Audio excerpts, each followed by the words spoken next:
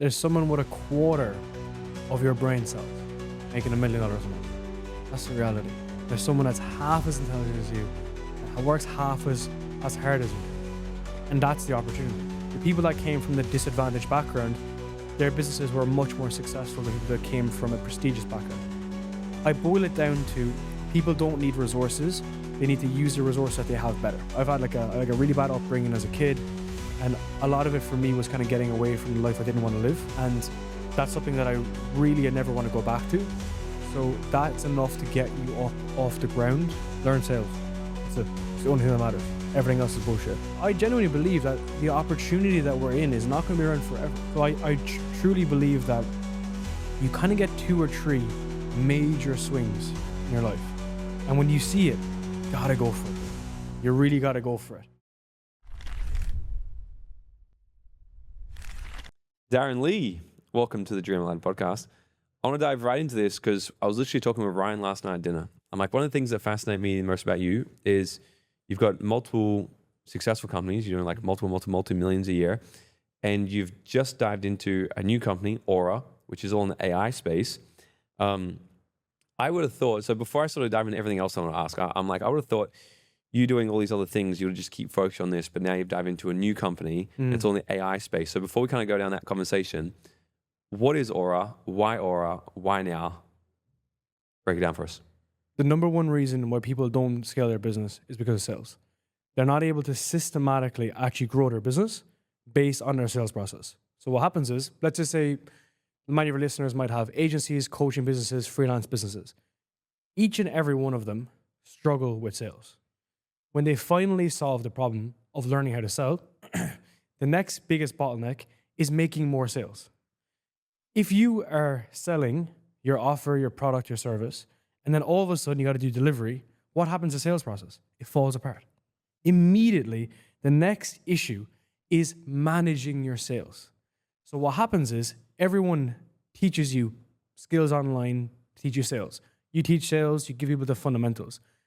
No one teaches you how to organize your sales, especially if you're small. If you're a huge guy, Tony Robbins, that's completely different. You have a massive sales team. But what about the small guy who can barely organize his thoughts, let alone his sales process? So what I found consistently working with coaches, agency owners, is that the reason why they don't hit 7 figures a year is because they can't organize their sales. And what does that mean? I don't need you to learn all the details of spreadsheets, all these micro details. What I had found to be the biggest realization for us was getting super organized on the sales process. Now, unless you're able to, as I said, go down the spreadsheet route, which I don't think you should do, my idea was, how do we make this easy, simple, save you time, and not have to waste your entire life in the detail of the spreadsheets? What should you be doing? Delivering your service, creating content. The only thing you can outsource is your face for content. So what if there was a world where you had a system that managed all your sales, tracked your leads, took your booked calls, measured the performance of your calls, relayed to you as a CEO what's working, what's not working? And what if we did all of that based on artificial intelligence? What would that do for you? Well, you'd make way more money. You'd save way more time. And you'd kind of fall back in love with sales. What I've definitely observed as well is the reason why things like sell by chat, I call it sell by napkin, emerged is because people inherently didn't like the result of sales when things didn't go their way. Not that they didn't like sales, they didn't like the negative side of it. What if we could create a scenario whereby sales actually became more enjoyable again? You could just hop on some calls, review your calls, track your leads, and not have to do all the garbage like keeping up to date with all the spreadsheets and whatnot. By nailing those small core components, that gave us the biggest leverage to be able to grow our business. And on top of that, as a result, we were able to, So because of being able to make those small adjustments, we were able to finally be able to scale our team, scale our sales, and as a result for our clients to be able to scale their revenue as well. What was it made you made a decision to start another company now? Not even just another company, but like a fucking software company with tech, AI, all this stuff. So why go into this now? Why not just keep making the main thing? Because I know myself and so many other entrepreneurs, it's so easy to get caught up in going, well, I'm also good at this because I've had to solve this problem in my own business. I should make this a business as well. Okay. And Yeah. is sequencing. So in specific moments in your life, you need to do specific things. So you might be in a period right now where you need to chew glass and you need to build out, let's say, a specific program or get your coaching right. If you don't have clients, you need to get clients, right? That's non-negotiable. But what if you finally get those processes set up? What happens next? So let's just walk through like the philosophy. So I started Vox back in 2020. For my content specifically, back then it was just podcast content I was producing, and we were helping people grow their business, grow their podcast. 2020. We grew that agency to a certain point, and we reached like max threshold to the point that the only way that we could scale was by horizontal, hiring, 10 more people for every client. Not really the best approach, okay?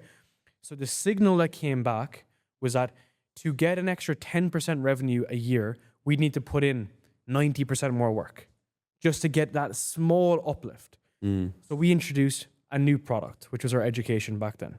So then Vox went from being a media company to have an education business, which was fantastic.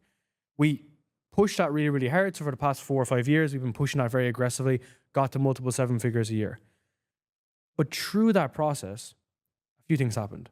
One, my identity, which I know you talk a lot about, my identity evolved to the point that I was getting more time back. I was able to see the, basically trees between the woods of what does my client actually need and what do we actually not need.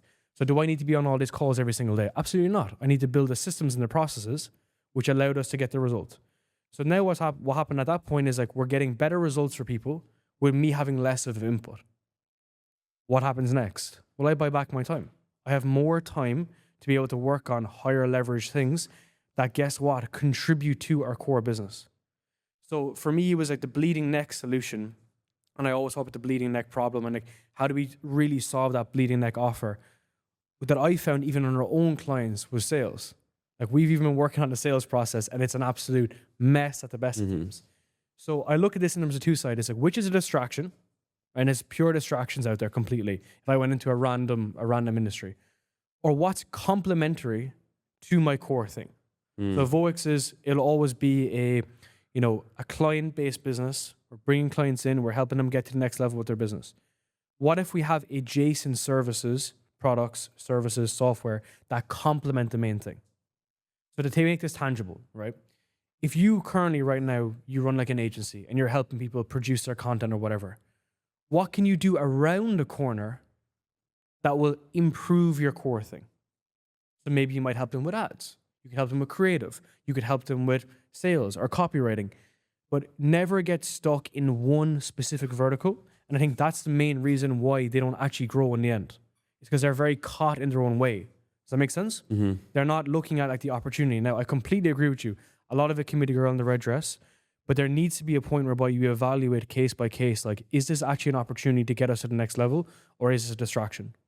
And one final way that I'll kind of summarize this point is you have to look at the upside. That if there's not a substantial upside in you doing this, don't do this. I came from a call last night with a very high profile client who actually had to shut down one of their offers or businesses purely due to the fact that it was actually holding back their core business.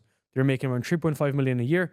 They weren't able to make more money because they were spending so much time on this secondary thing that's kind of dragging them down. Cut the cord, let it go. Burn the boats. Whereas in my specific example, the opportunity that this has on the upside is much more significant than the short-term view, basically. So the whole, I got a very controversial approach with AI. Everyone's speaking about AI these days, like it's the newest thing. It's been around actually a very long time. But I think the majority of AI is shit. Agreed. And I see so many people out there, and correct me if I'm wrong, but I think about, so majority of AI is shit. Out of all the AI out there, there's probably about, so let's take all of the very small amount of AI that's actually useful and actually good. 90% of that is actually only relevant for bigger businesses anyway. Like streamlining sales, streamlining, like improving systems and operations and all this stuff. And I see so many people in the beginning phase of their business getting caught in the weeds going, I need AI. It's like, bro, AI is not going to fix a broken fucking business model. AI is not going to improve your mindset. AI is not going to actually do the fucking work for you.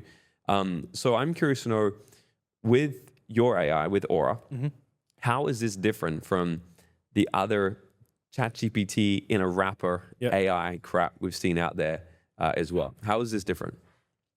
It's all based on contextual AI. So if there is context to the AI, it's going to be better.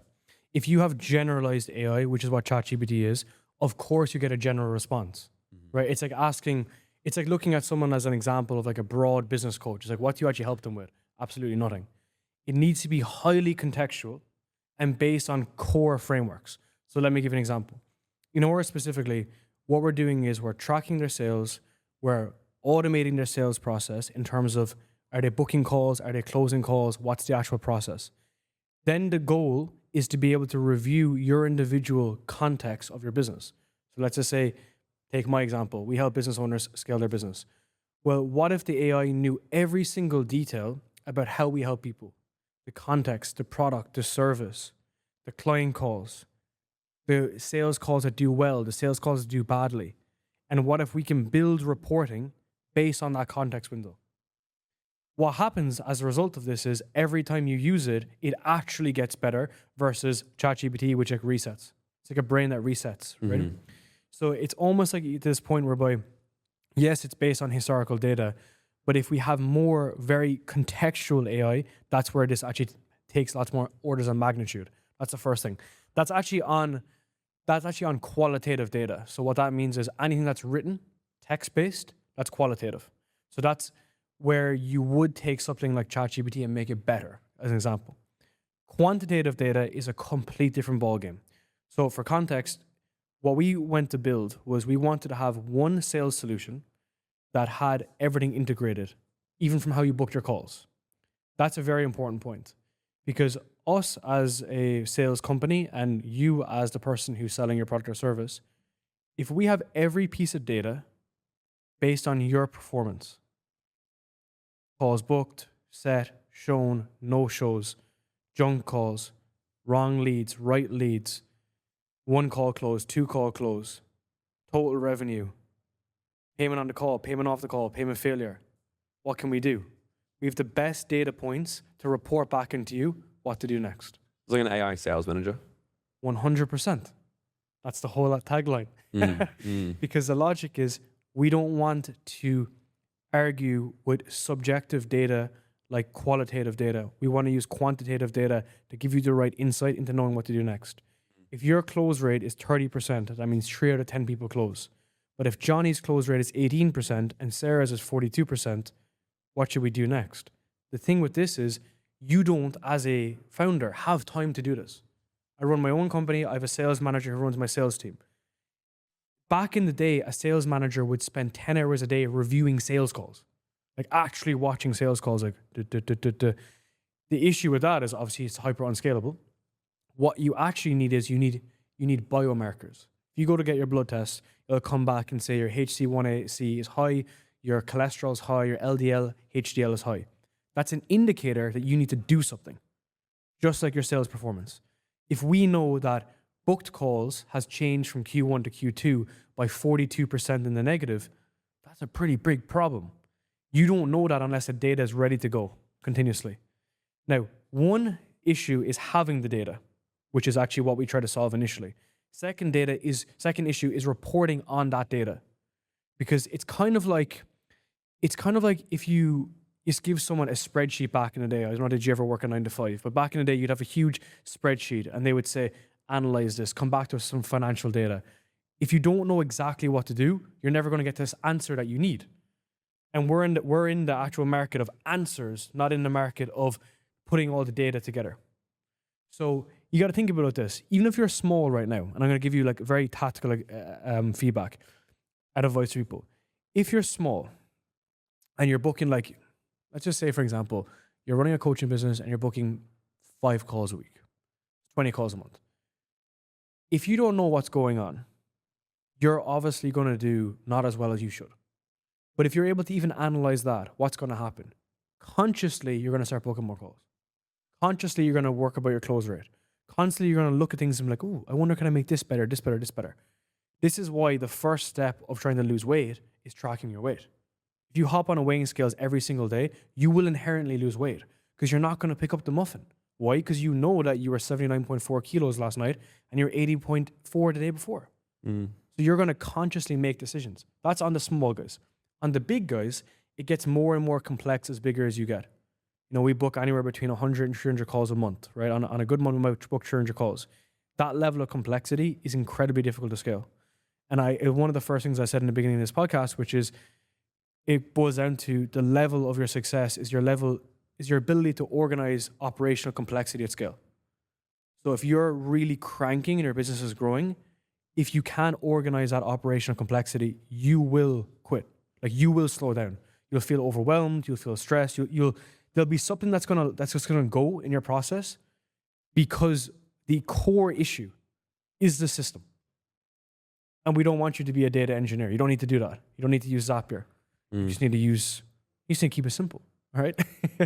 Have you always been wired this way? Like you seem to be a very, most entrepreneurs, most founders are more visionary, live in the clouds, but you seem to be like quite a good operator and like chunk down like you AI and tech and all this shit. Have you always been this way or have you had to develop that sort of skill? So I've been way more back end all my life. So like Really? I did engineering in school. When I did finance when I was younger. I worked in like investment banks, middle office, not front office sales, middle office. I did engineering, went into startups, built software from the very ground up, and was just insanely obsessed with processes. So like process design, which is actually called system design, basically. So I feel like a lot of the success that we've had with, let's say, the agency in the beginning and the coaching programs that we've had is just insane systematic processing. Because you think about it, right? What you do and what I do, we give people effectively like a blueprint. We give people a playbook. We give people a process. If they follow that process, they will be successful, right? If they follow it. So how can you design everything from a system thinking process? So I think that's the reason why I'm like really obsessed with this stuff, but why I'm really obsessed with it is because I base a lot of my lives on input equal output equal outcome, right? And I ran track at a very high level as a kid. I played I was bodybuilding at a high level as well. And a lot of it is based on the inputs. And it's ironic because the input is the only thing no one can argue, right? Did you do the input or not? I used to play like team sports, right? Team sports I used to hate because team sports, when you lost, it was someone's fault. But when you won, it was everyone's fault. It was everyone together. Whereas individual sports, like entrepreneurship, which is largely an individual sport, did you do the input? Yes, no. Did you get the outcome? Yes, no. What was the output? Went back upstream. And I find, from coaching lots of people and reviewing lots of people, the first stage I'll ask people is just like, what are you doing on the front end? Like, what's the input you're doing? And that's one of the reasons why I love sales, right? Because if you want to get great at sales, just do more sales. Keep it simple. And then we obviously get into the details of what more sales looks like. Yeah. What would you say is, so you've got multiple millions a year across different companies, right? And while the average person struggles to make 10 grand a month, 20 grand a month, 30 grand a month, what would you say is arguably the biggest difference? So now we're talking about inputs and outputs. Yeah. What would you say would be the biggest difference that you input versus someone who's struggling in their business? Like, why are you different? Why are they struggling still? Why do you look like you just crushing every single thing you touch? Yeah. What are the biggest differences of inputs? When there's insane amount of volume on the front end, the feedback loop is way faster. If you take one sales call a week, how are you going to know when it gets better? If you take 10 a day, it's pretty clear where the issue is. I can't build rapport. I can't, transfer people on a call. I can't close people on a call. You can spot analyze it.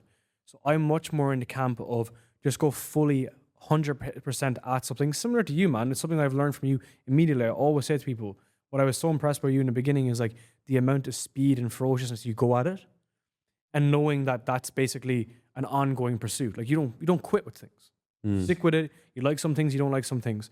Having that amount of volume on the front end allows you to just get better. Because a few things, right? If you don't change at all, make no process, well then, honestly, like you're not really learning, right? But if you do have a lot of examples, you're just going to inherently pick up like, oh, we should do this better, this better, this better. We spoke previously about my events. Lots of things come up every single event about, I want to change this, I want to change that. And it's the finer details. That's one thing. The second thing is I feel people are way too much in procrastination land versus actually doing it. What I always say is when you start to do the work, you realize how hard it is anyway. So the work alone is already going to be exceptionally hard.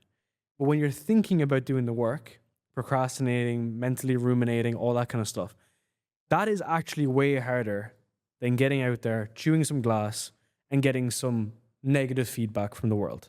Negative feedback. It's all positive, right? And the last kind of precursor on this for me was really big. Is like I've had like a really bad upbringing as a kid, and a lot of it for me was kind of getting away from the life I didn't want to live. Like I've been insanely broke, man, insanely broke during my life. Had a very, very difficult childhood, and that's something that I really never want to go back to. So that's enough to get you up off the ground to start running at the goals you want to get to. And eventually you don't want to be running from that position of fear or whatever, right? Yeah. More towards an abundance mindset. But I mean, I do find that a lot of people don't have the same bite to really go for something because they haven't weighed up the antithesis of reaching their goals. With all the people you've seen successful, do you think they've often have come from being away from motivated in the beginning? Like, so running away from something, wanting to prove something or become someone? Yeah. Or have you seen, because I've met some people, they're like, well, I had a really good upbringing. Does that mean I can't be successful? Okay, it goes down to internal drivers, right? I think, and I'd love to have a discussion about this. Something I've found myself, a big observation is that sometimes I find it hard to sell the dream outcome because no one has experienced it yet. So you can't sell like a pipe dream because that's not tactile. But why pain marketing works so well is because everyone knows what it feels like to be like, left out and outcast of school. Maybe, they weren't like, maybe like truly like loved by their family or whatever. They know that feeling. They know the pain. So that should be the thing you keep at top of your mind to work towards. Now, I actually will get this study. I reference this a lot, but there was a study done in a very prominent university around kids from disadvantaged backgrounds, however you want to describe that in America, entrepreneurs from a disadvantaged background, and entrepreneurs that came out of like a top tier university. They gave them the same amount of seed capital, and they told them to go build a business. The people that came from the disadvantaged background, their businesses were much more successful than people that came from a prestigious background. I boil it down to people don't need resources; they need to use the resource that they have better. So if you have a high level of resourcefulness, you'll use the $100 I give you. But if I give you $1 million, you'll buy a Rolex, you'll buy a car, and with the rest of it, you'll scrape something together. You're not going to be using the allocation of resources. And that's why the best startups in the world have no money. Because you have to think through, okay, if I didn't have cash, how would I approach this problem? If I don't have any money in the world, how would I solve this problem? And I think that fundamental kind of system design thinking, or really like first law of principle approach is so much more effective. Because then you can't, quote unquote, throw money at the problem. You have to actually solve the problem. And I think this goes all the way back to base levels of needs too, right? And then, of course, attributes up into what they're doing currently. Yeah, like running away from pain is actually, it's a lot more motivating than getting pleasure. And I've even found myself in my journey, every year I'll do it actually. And this is the funny thing, last year we were in Finland at the start of the year, and I said to my partner, I said, so we'll talk about the new year and the new goals. I said, why should I push hard this year? Like I could kind of chill. I could just do everything I've done last year. I'm like, we make good money. Like life's pretty good. We travel 4 times a year. Like I like a lot of freedom. I work intensely for a season, and then I'll take a month or 2 off and just fucking enjoy life. And that's very my life. And I like that. I'm like, but what point am I working harder this year? And then she was a little bit worried for a bit. She's like, oh, but we should push harder. And I'm like, yeah, but I'm like, well, why? I'm like, you don't have to work. Like life's good. I'm like, what is that? What is that big reason again? And then we were flying back all the way from Europe in economy. And the only reason we did economy is because I booked a super last minute ticket, as I do everywhere. And my goal was not to get to Europe in comfort. My goal was to get to Europe as fast as I could because we only had a 2-week window to travel.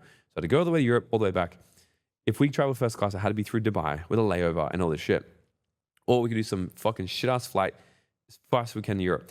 So anyway, we're on the flight going back, and it's like a 15-hour flight from Helsinki to Hong Kong or some shit. And I'm sitting there about 6 hours into the flight. I'm like this, and I nudge someone. I'm like, I found the reason. I go, enjoy this flight. It'll be the last economy flight we ever fucking take, ever. I'm like, it's just an absolute not an option ever to so. So for me, when I'm working with people, I always like to use the both things, because what will happen is in the beginning, if you're moving away from pain, you'll be very, very motivated to not suffer anymore. But eventually it gets comfortable again. Where you get fat. This is why people yo-yo diet, because they're fat and they're overweight. They go, this sucks. I feel bad about myself. I don't want to feel this way.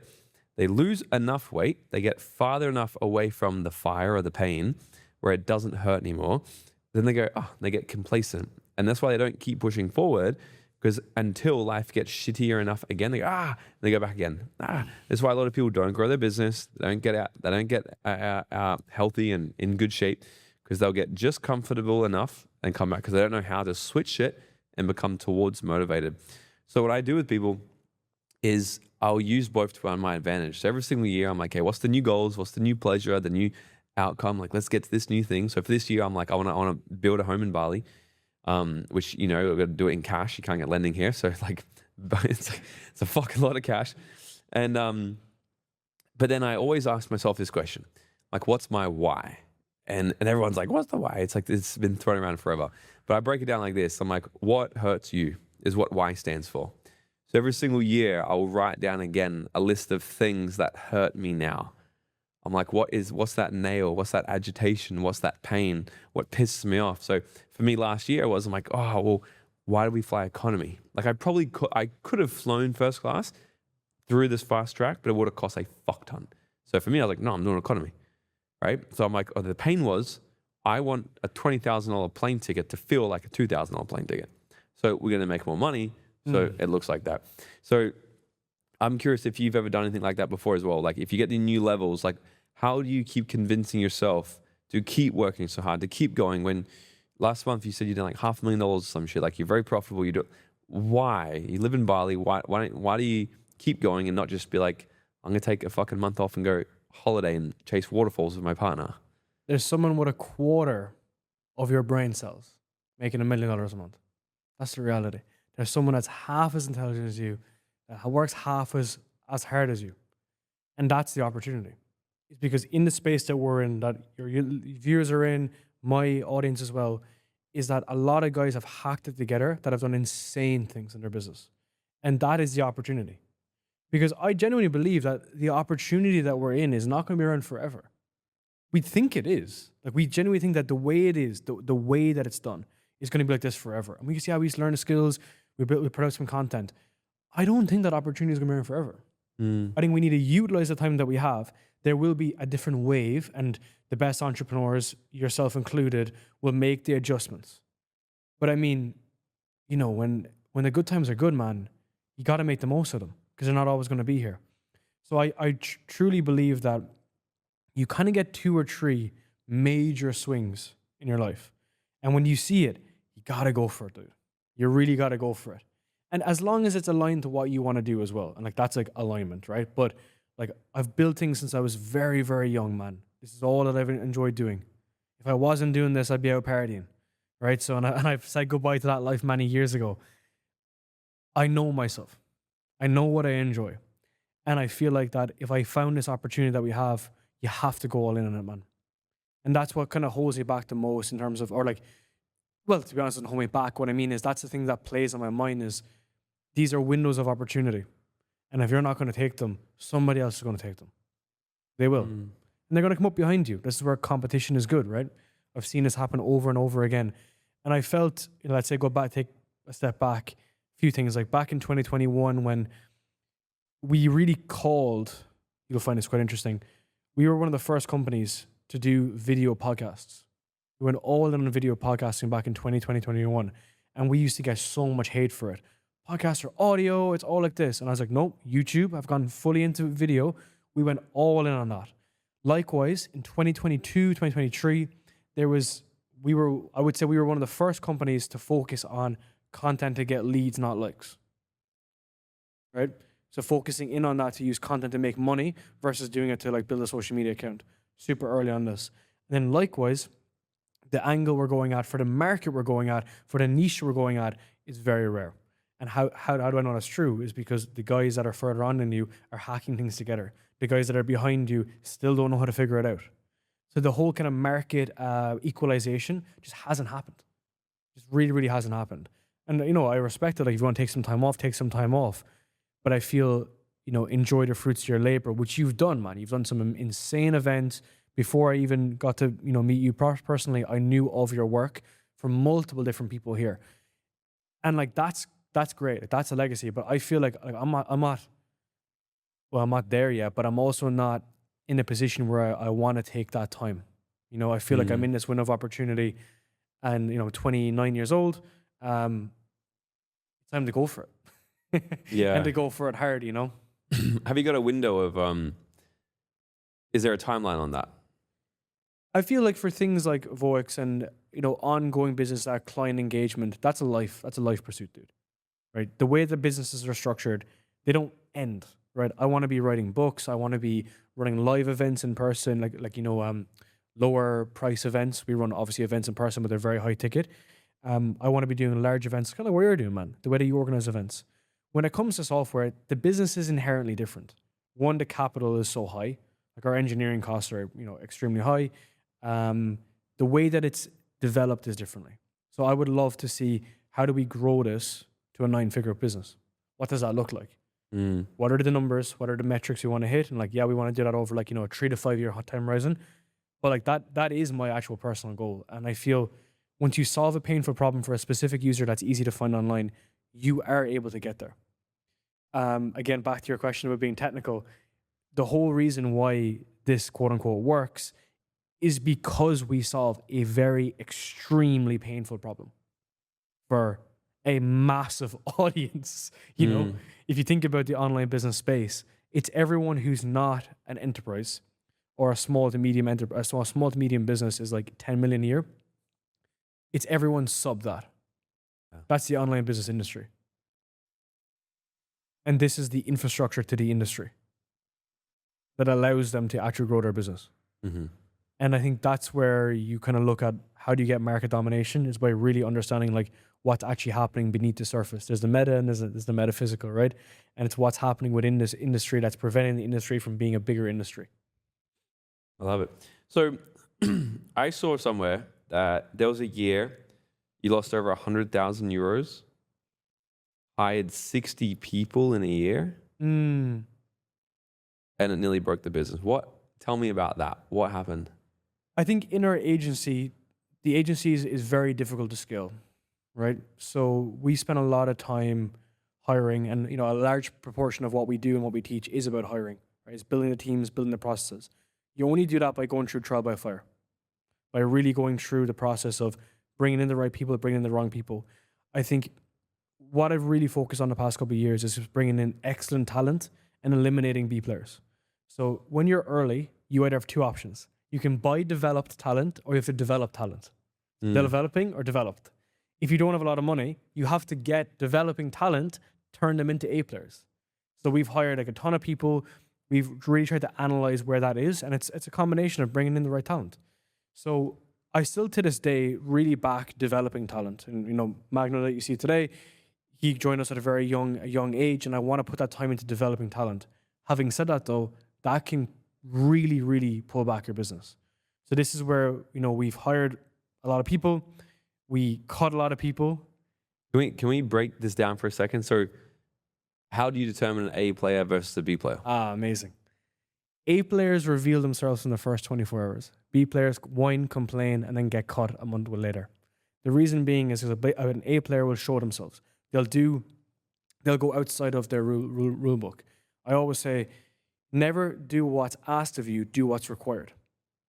Right? If you see in a business right now, and if you come in and you have a sales rep and he's doing some basic stuff, basic sales rep stuff, he's never going to be successful if he's not going above and beyond to learn, watch guys on YouTube, get into your calls, really learn what you do, ask you 1,000 questions. That's not an A player. An A player is truly embedded into becoming great. And you want to hire entrepreneurs, man. You want to hire guys that are look, I haven't figured out the business thing yet. I want to get there, but I want to work with you, Morgan, to redevelop the talent. And you want guys that hang on to your ear. They always annoy you, right? But because they're so interested in learning and developing, that's who you want to be around. And those guys don't leave. Everyone's so fearful of, oh, I don't want to hire someone who's more naturally entrepreneurial. They're going to take my ideas and leave. If someone is truly like, values aligned in general, they actually won't leave. They'll only leave if you are being a bit of an asshole to them. I've always found this to be true. But the thing is, dude, how do you become an asshole? And this is a very interesting question because like I've obviously hired a lot of people, I've fired a lot of people. If you're asking someone to do something that you know that they should be doing because that's within their role or they're an A player, they should go above and beyond, and there's resistance, you should let that person go.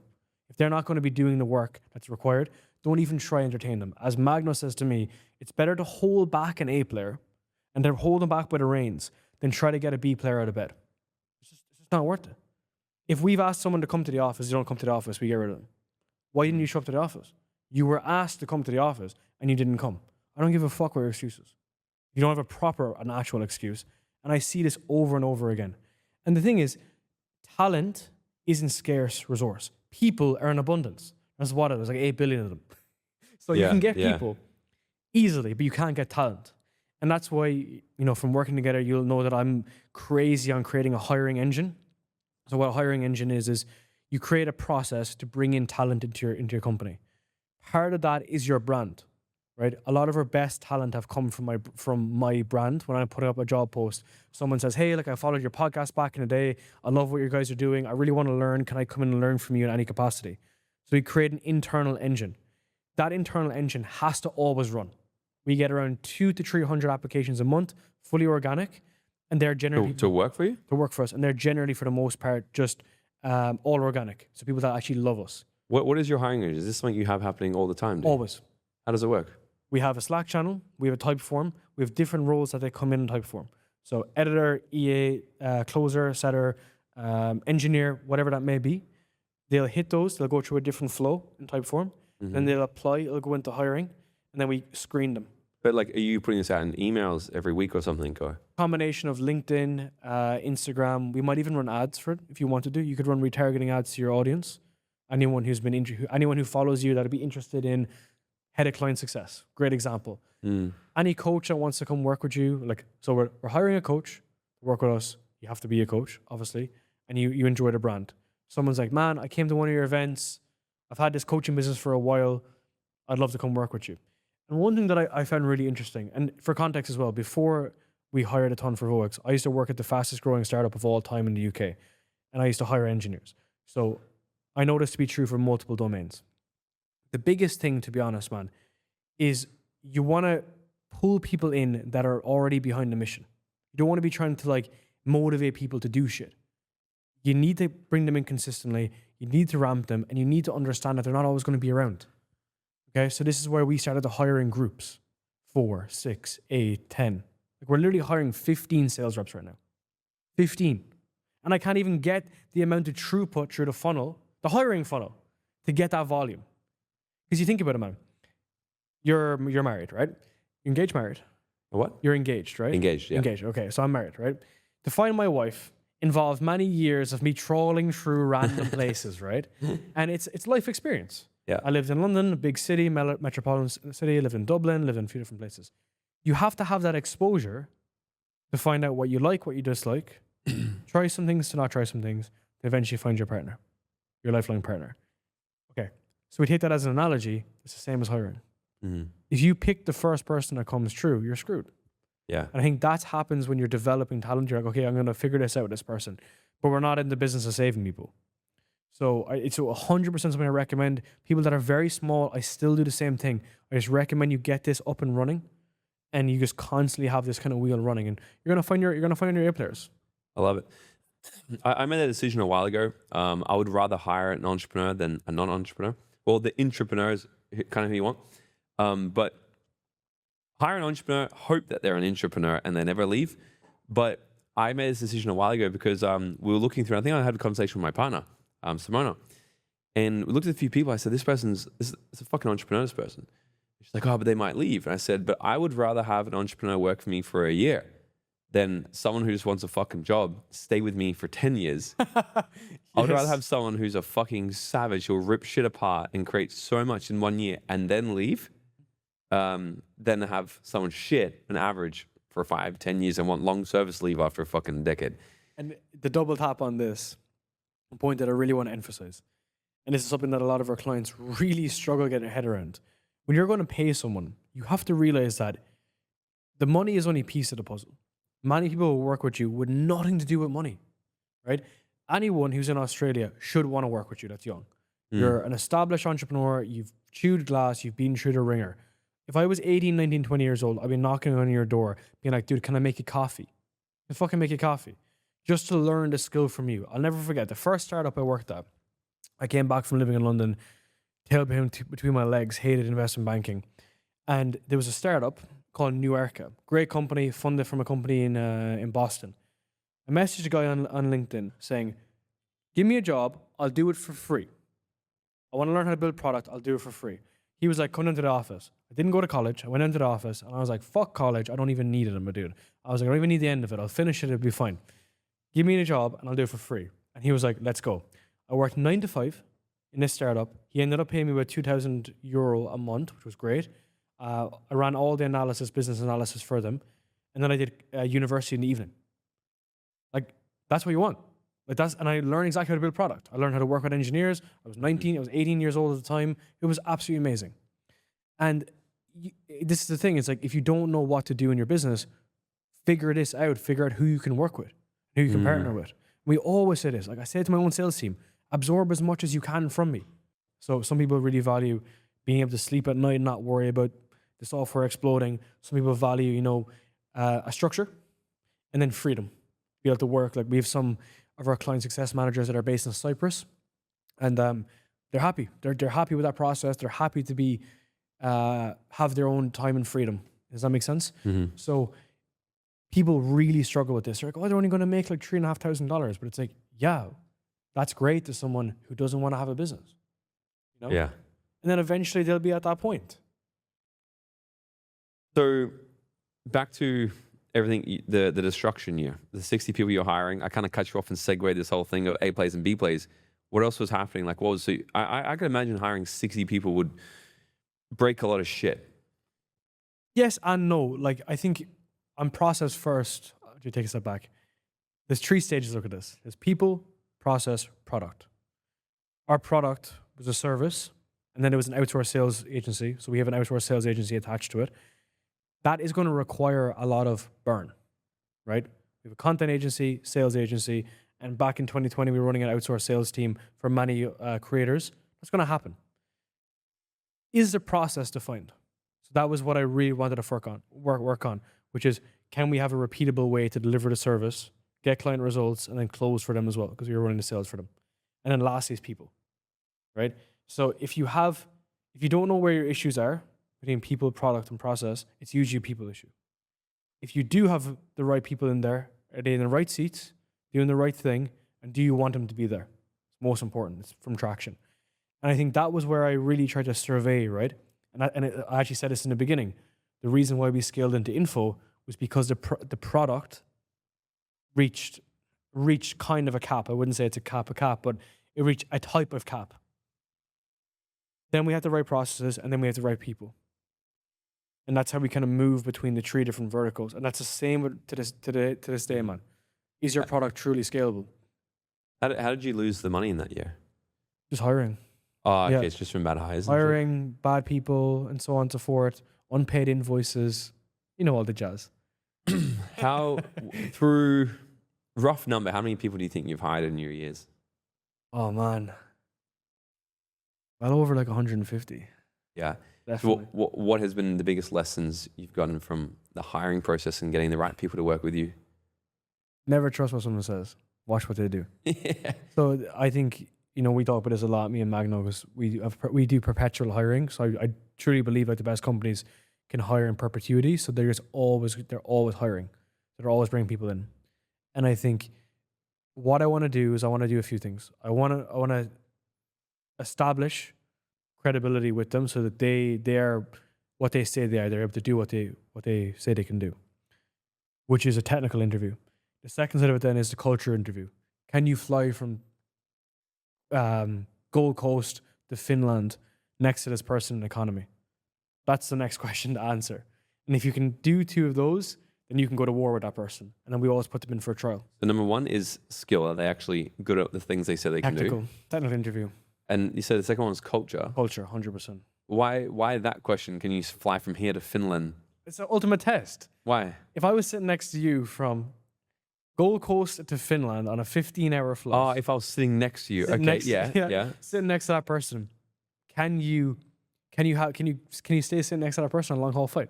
You like them? Yeah. Are they likable? Are they not a random robot bot? Like, are they actually, can you interact with them? Because the thing is, man, like when everything's up and it's grand, right? It's fine. But when things are down, like you want to have the right people in the boat. I can plug the holes. If the wrong person in the boat, you're like, well, this was great when we were on vacation, but now that we're not on vacation anymore, there's an issue. Yeah. And I think people are like, I'm just a little bit skeptical with that stuff in terms of like, oh yeah, he's gonna be great, he's gonna be fine. It's like, is he really though? I'll give you a more tactical example. We have a new sales rep. Guy's absolute animal. He's one of the biggest animals I've ever met. He's 23, he's 24 in a couple of weeks. I brought him in, and on the first day, he started hammering dials that I've never seen before. I'm pretty sure he put down like 150, 200 dials on his first day. No product training. He didn't even know the product. He's booking calls. And I was like, what the fuck is going on? This was absolutely wild. Fast forward a couple of weeks, he's cooking, he's cranking, he's doing really, really well. He's an amazing month. I was looking for a new closer to cover an event. He was the only one online at 9 p.m. I rang him and I said, you got called up to A Squad. You're going to start taking closing calls. He was 4 weeks in the job as a setter. He's now taking closing calls. He started taking his calls. I didn't even look at his calls. I knew they were going to be fine. I knew he'd figure out what he was bad at because he has the EQ to go figure that out. This guy's 23 years old. No formal training. We're obviously teaching him. But what I mean is that's someone that you need to keep in your corner forever. And I can value him, as in what I mean is I can work with like the issues and the process you need to learn. That's way better than, again, pulling a B player out of bed. Mm-hmm. And how I kind of think about this, and this is how I always think about talent, and it's interesting as you went from like AI into talent, is do they have product awareness of what you sell? No. So you always need to teach them product. Do they have this skill? Yes. Hopefully they have the skill. Most importantly is, do they have the EQ, emotional intelligence? You can't train someone EQ in onboarding. They either have it or they don't. They either went through heartbreak or they didn't. They either did the personal development or they didn't. EQ is developed. Now, obviously, people are a bit more exposed to it than other people. But I mean, when you're hiring people or when you have people in your team, you say, does this person have high EQ, high agency to be able to go and actually live on their own? Or do they need someone to pull up their pants in the morning? And that's kind of what I look at ideally. And it's ironic because then whenever I'm speaking to my team, I'm always like, figure it out. You're big enough. Like, I'm paying you 6 figures a year. Like, surely you can figure this out. And they're like, yeah, I can figure this out. And then they feel more liberated. And then I'm not hitting them over the head. And then they stick around for years. So it's, people want agency. People want the ability to be an entrepreneur inside a business without having to take the risk of being an entrepreneur. Mm-hmm. So we set up an environment that gives them the training, the tools, the tactics, the frameworks, so they can be their best self, have an amazing life, and not have to leave. It's as simple as that. What's your thought process around like decision making? And if you have one, because what I've found, the more I've sort of grown, it's like you get faced with decisions all day, every day. When the business is small, you can just kind of wing it because the repercussions of decisions are smaller. When the business gets bigger and life gets bigger, what I've noticed lately is like, I will, and I'm a bad buyer. I was on a call with someone the other day trying to close me. And because I'm just like, I'm just not going to make a decision on your like on the call. So I was on the call with the guy and he's like, so let's get started. Yeah, cool. Leave it with me 24 hours. He's like, oh, what's the hesitation? No hesitation. I just want 24 hours. He's like, yeah, but like, and it's like, and I said, man, I'm just going to stop you there. Like, you're speaking to a fucking pro, right? 24 hours, I'm giving you a decision. It's either a yes or it's a no. What are you going to think about? My own shit. Fuck off. The more questions you ask me, the more you grill me right now, I'm going to say no, right? And so I just had to go away because I make sure that I need to make decisions not on emotion because I've made emotional decisions in the past and they've been shit. And I've been at a point in my life, what's really got me to where I am was the whole ready, fire, aim mentality. I'm going to take action before it's ready, bang. And I've really sort of modeled from like a Grant Cardone attitude. He's just like, bah, right? But now what I see is like people like Stephen Bartlett, Alex Hormozy, they're completely different. These guys are like well calculated and they execute with fucking excellence and precision. And it's a different blend of entrepreneurship. And I believe in the beginning, it's about fast decisions, quick, because if you make them quickly in the beginning, you'll learn very quickly if that was right or wrong. But now I'm like, I can't act like that anymore. I've seen more damage done from going, yeah. I'm like, fuck, that was a bad decision. Now it's gonna take me 3 months to fucking fix that. And so I'm curious if you've got any sort of process around like, how do you make decisions accurately? How do you stay efficient amongst your days? And I'm curious on this. Have you ever heard of the one-way door versus two-way door decision-making process? Yes, but go into it. I don't know enough to teach it. Okay, so the two-way door is a decision-making process that if you go in, you can come back out. So let's just say I decide to run an extra coaching call because I feel like it's going to help my clients. I started, 4 weeks later, we're like, all right, didn't really work, didn't move the needle, didn't help anyone, no one even showed up. Delete, over. One-way door decision-making is firing my COO. If I fire that dude, he's gone, I can't get him back. So I need to make the one-way door decisions slowly, the two-way door decisions quickly. And as you're scaling up, that's where you need to put your energy into. The other side of it is, what's the decisions that you need to make versus someone else needs to make? I agree with you that you have more decisions to be handed to, but what about other people that are in your team, right? I gave Magno my credit card and I was like, anything under $1,000, just buy it. If you need to decide on something, just buy it. Software, tool, framework, whatever. To my executive assistant, anything under 5,000 doesn't need to be approved by me, right? Anything above that, then we can discuss about. Same with on our education side. For Tom, if he needs any feedback of should we build X, Y, Z, it's like, if you think you should do it, just do it. Whereas for me, it's like, it's non-contextual. And I'll give you another example. We're running a ton of calls for Aura, like the actual, the sales software in terms of the sales teams that we're selling into. And our head of sales went against what I would advise, which was passing a call from one closer to the next. I generally wouldn't advise doing that. I feel like it slows down the sales cycle. But he made the decision just based on the context of what happened in the call. And then he came to me yesterday and said, that's what I believe. And I said, okay, all right. I don't recommend it, but you have lived by that process. Sorry, you're living in alignment with what you said and you believe it's going to work. Now, if he's not successful in that, I'm not going to hit him over the head. But you have to give people agency to make decisions themselves. Because I need to make the decision of, do we build, I'll give you an example. There's a discussion right now as like, do we build a specific payment processor into Aura? And it's something I've never heard about. It's a different one, whatever. That's a very, very tough decision because if we do it, it's going to take 8 weeks to build. And if we do it, no one uses it. We just wasted 8 weeks plus hundreds of thousands of dollars in the process.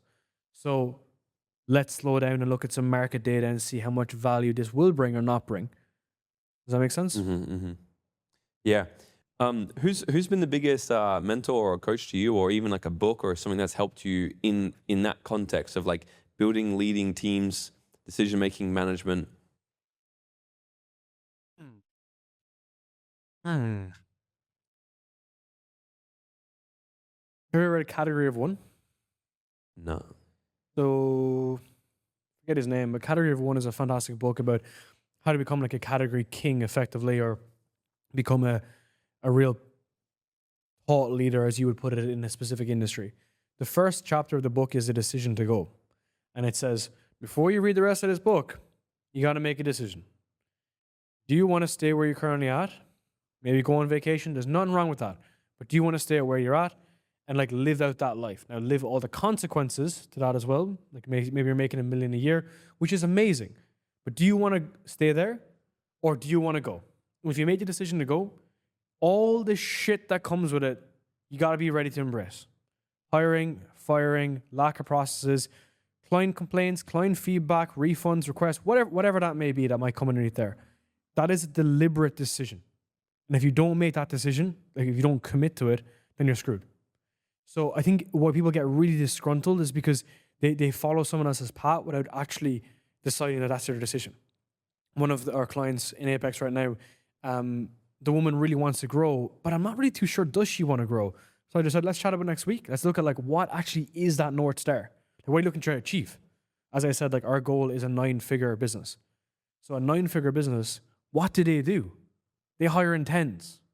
Because when I worked at large consulting companies, they hired in 170 on the same day. Of the same role?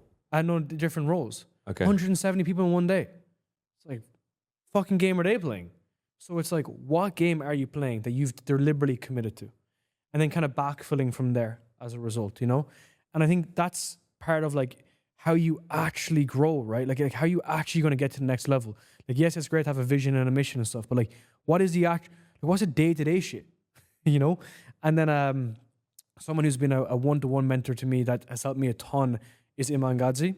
And Iman helped a ton with what is the empire you're trying to build? And this is why I really resonated with his message, which is because, yeah, you got a coaching program. Great. You make a couple $100 a month. Amazing. But like, what are you actually doing though? like what's the goal? Like, what do you want to achieve?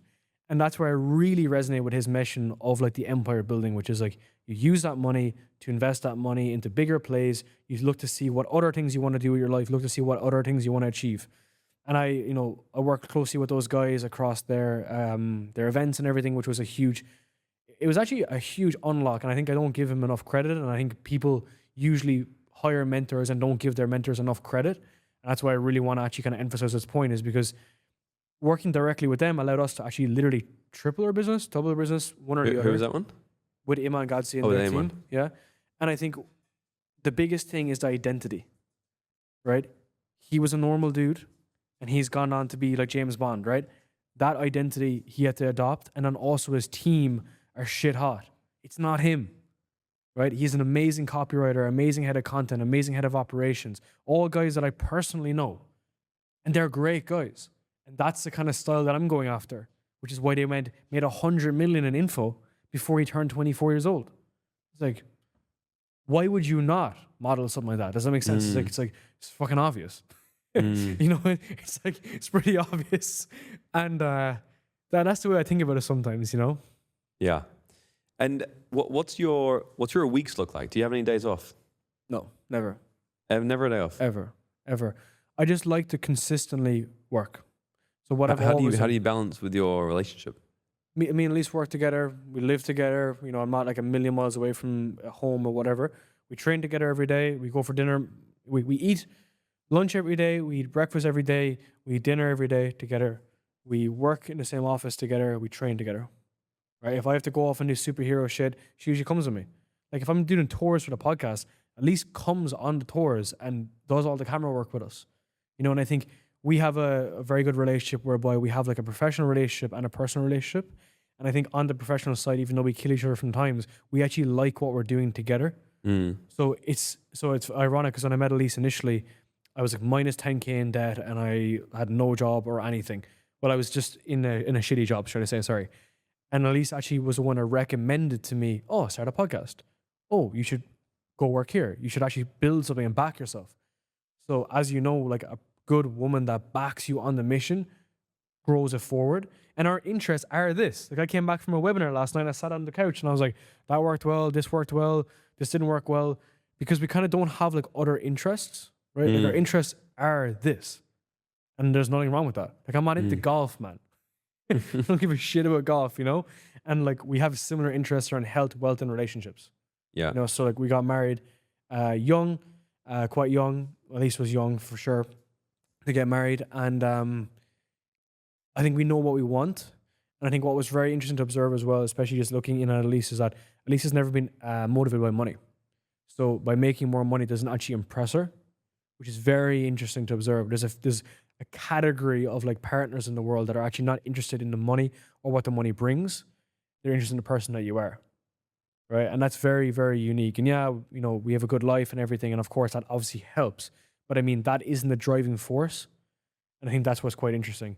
And then just to kind of touch on the work schedule thing. So the reason why I always say like every day, and I really do emphasize that, is because I truly believe that, you know, it's not about like grinding as hard as possible, but it's about working on the thing that you can only do when other people are not doing it.